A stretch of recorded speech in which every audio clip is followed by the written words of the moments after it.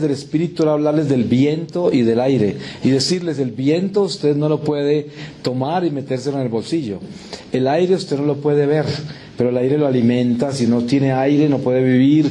Y esa fue la forma en que el Espíritu Santo a través de mí empezó a traerles la presencia espiritual a ellos. Pero yo no podría de entrada hablarles del espíritu, porque no hubieran entendido qué es espíritu. Entonces, entendamos: en ningún momento, cuando hagamos una reflexión sobre la autoestima y el pensamiento positivo, vamos a condenar la ciencia médica cuando en un momento dado el médico, dentro de sus facultades que Dios le dio para atender una necesidad clínica, utilice una terminología que es la terminología que va a entender ese paciente. Estoy hablando de un médico consciente, ¿cierto? Un médico que tiene valores y principios, porque no estoy hablando de un médico ateo, de un médico que piensa que la ciencia humana es un tesoro humano, de origen humano, para el beneficio de humanos, que no está relacionado con Dios. Yo no hablo de un médico así. Pero entonces, ¿por qué razón presentamos este caso de la autoestima del pensamiento positivo? Porque si yo soy católico y yo conozco el Evangelio y yo conozco a Cristo, Cristo se me ha manifestado en mi vida, porque no solamente me escogió el Padre para que Cristo me recogiera y fuera uno de aquellos que el Padre le dio al Señor para que me salvara y me llevara al cielo y me diera la puerta del cielo, bautizándome con ese espíritu de agua, con el espíritu de fuego, con todo esto que trae el bautismo en Jesús, ¿cierto? El agua, el fuego, el Espíritu del Señor, todos los elementos que traen la redención en Cristo nuestro Señor.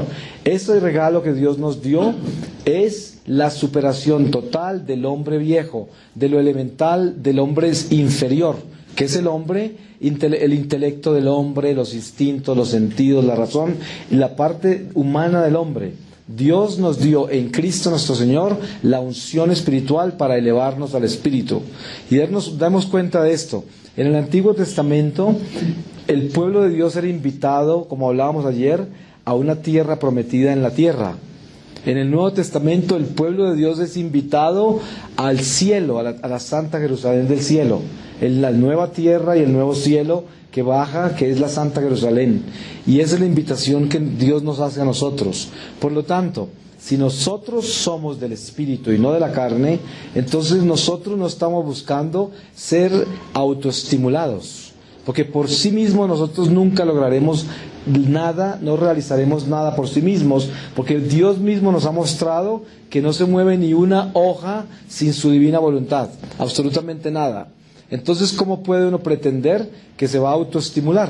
Pues autoestimular, como yo les decía en una charla ayer, hablando del homosexualismo, el autoestima es como una masturbación, porque yo me estoy autoestimulando.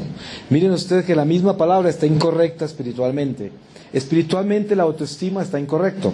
Es un error teológico de principio. ¿Por qué?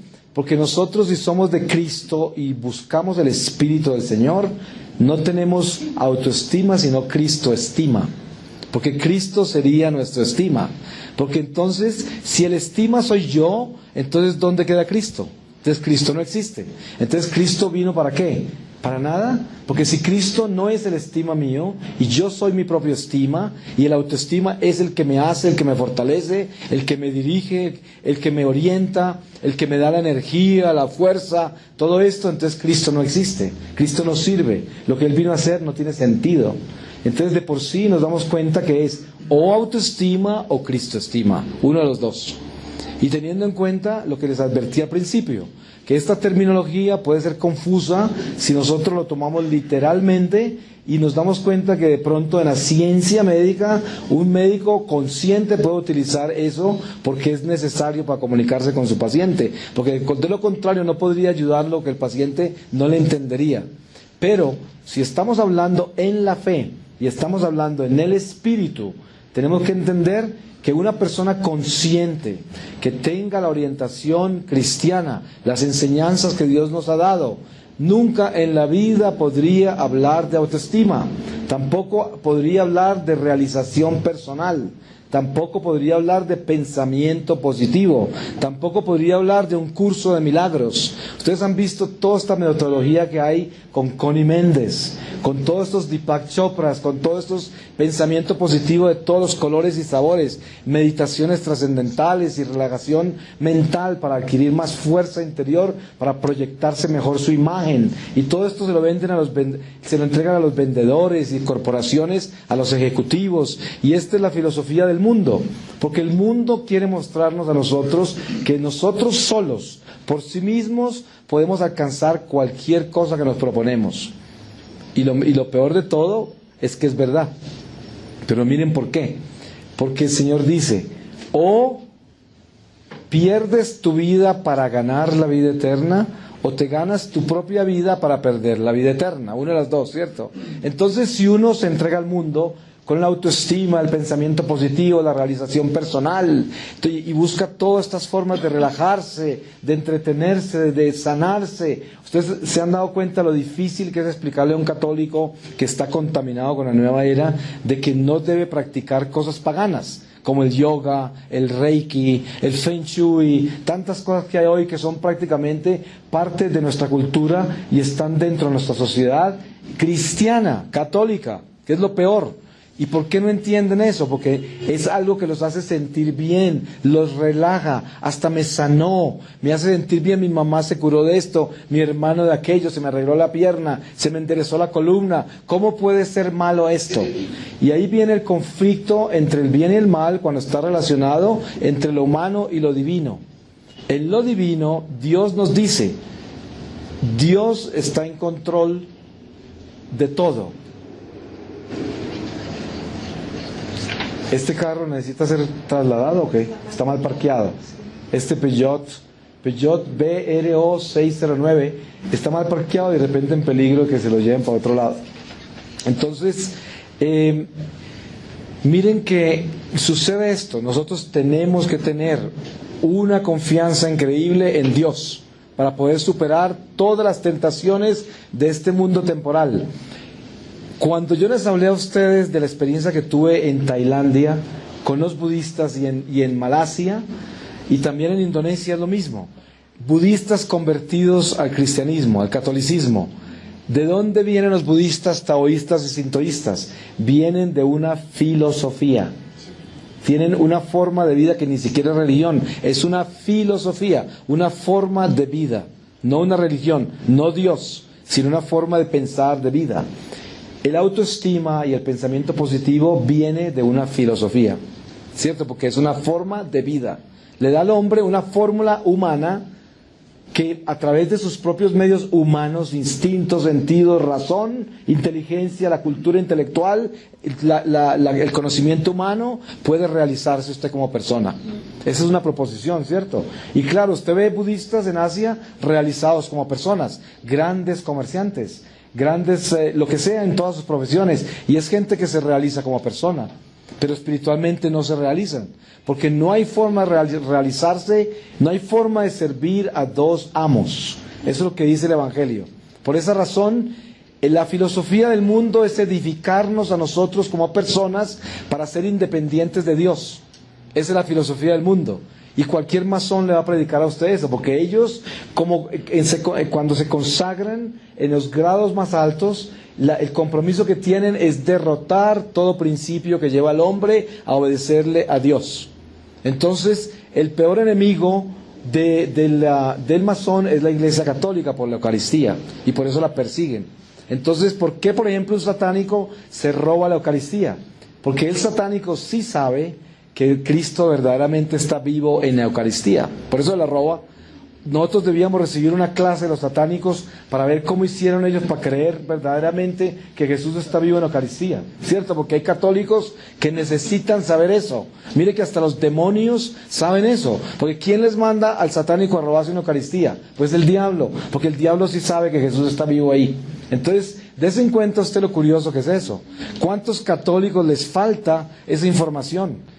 Y qué pesar que a los satánicos se las dio el diablo y que le está haciendo hacer cosas malas con eso. Qué bueno que nosotros nos diéramos cuenta que el Espíritu Santo nos lo contó a nosotros y que nosotros debíamos creerle al Espíritu Santo. Porque si supiéramos que Jesús está vivo en la Eucaristía, cuando estuviéramos en la Eucaristía, es posible que ni siquiera pudiéramos pensar y especialmente perderíamos hasta el aliento de saber dónde estamos parados y al frente de qué estamos parados, porque es el regalo más impresionante. Ustedes saben, yo siempre he comparado la Eucaristía con el arca de la alianza. El arca de la alianza viene desde el momento en que Dios le habló a Moisés en el zarza ardiente. Y acuérdense que el pueblo de Dios no se podía ni acercar y solo la tribu de Leví podía estar con el arca. ¿Y esa arca ustedes creen que se desapareció, se perdió y ya no hay nada del arca? Pues imagínense que ese Dios que hablaba desde la zarza, donde se morían esos animales, se convirtió en Eucaristía, en la Eucaristía. El pueblo de Dios, que era débil, porque acuérdense de lo débil que era y todo lo que les pasó en el desierto, y sin embargo tenían un conocimiento de que el temor a Dios que tenían era que ni siquiera querían que Dios les hablara ni acercarse ni siquiera donde el Señor estaba ardiendo allá en la zarza. Ahora nosotros, hay gente que se acerca a la Eucaristía como si se acercara a recibir cualquier cosa, porque no están ni preparados ni lo piensan. Hay gente que trata la Eucaristía como nada. Entonces, ¿qué sucede? El mundo hoy, más que nunca, nos está educando a nosotros a edificarnos como personas. Y fíjense lo interesante que esto suena. Es increíble lo lógico que es. Pero ¿ustedes creen que la lógica lo puede llevar uno a una relación pura con Dios? Si la lógica fuera un camino para encontrar a Dios, entonces no habrían ateos. Porque precisamente el ateo es ateo porque la lógica le robó a Dios.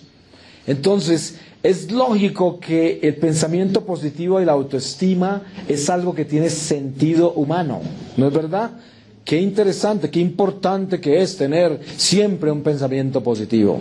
Y qué bueno que es tener una autoestima fuerte para yo estar seguro de mí mismo. Y nunca perder oportunidades por la timidez, por la inseguridad, por el miedo, por los complejos, por la falta de cultura, la falta de educación, por la raza, la posición social o económica o política en que nací. Fíjense ustedes que esto tiene sentido humano. El autoestima puede ser el más grande engaño para una persona que no sea fuerte en la fe, porque pelearía hasta el final para decirme que estoy equivocado, hasta el final. Porque diría, ¿cómo es posible que yo no vaya a entender el servicio que me puede dar la autoestima cuando eso es lo que me va a llevar a superar todo lo que me detiene a mí para triunfar en mi vida y para ser una persona positiva, efectiva, productiva en mi vida, en mi medio, en mi comunidad, en mi familia y conmigo mismo? Es muy difícil ese argumento, muy difícil, porque este es el argumento científico. Pero ¿saben? Para Dios el argumento científico, el conocimiento humano es basura, absoluta basura. Porque si fuera de valor para Dios, los apóstoles hubieran sido todos escribas y fariseos. Porque entonces Dios se hubiera glorificado en la ciencia que conocían los escribas y fariseos. Pero se dan cuenta que Jesús escogió 12 ignorantes para que no estuvieran contaminados con absolutamente ningún conocimiento. ¿Por qué me escogió el Señor a mí, un pecador como yo, que me saca de la basura, actor, músico, que no tiene nada que ver con teología ni ciencias religiosas? Y me escoge y me trae aquí a hablar de Dios sin tener nunca, jamás, ni una sola clase de teología en mi vida. Y este es el momento de 7 años de misionero que yo no he recibido ni una sola señal del Señor para que yo estudie teología o ciencias religiosas. No, porque me quiere así ignorante que soy de la fe y de las ciencias religiosas y de la teología, para que Él se pueda expresar a través de mis limitaciones sin que yo me interponga en el camino. Porque si yo tuviera mi intelecto lleno de teología y de ciencias religiosas, el trabajo que el Espíritu Santo quiere a través de mí, yo sería un obstáculo para eso. Porque entonces mi intelecto se pondría en la mitad con el conocimiento acumulado que tengo para parar la fuerza del Espíritu. Y con eso no quiero decir que un teólogo o una persona que estudió ciencias religiosas es un obstáculo para el Espíritu Santo. No, pero cada uno tiene una misión diferente. En el caso mío, la misión mía es ciencia infusa en el corazón que Dios me da para presentarle a los hombres, y yo no tengo nada que ver con eso. Simplemente soy un instrumento para que el Señor lo haga. Pero miren, aquí hay un sentido específico en lo que estoy hablando yo.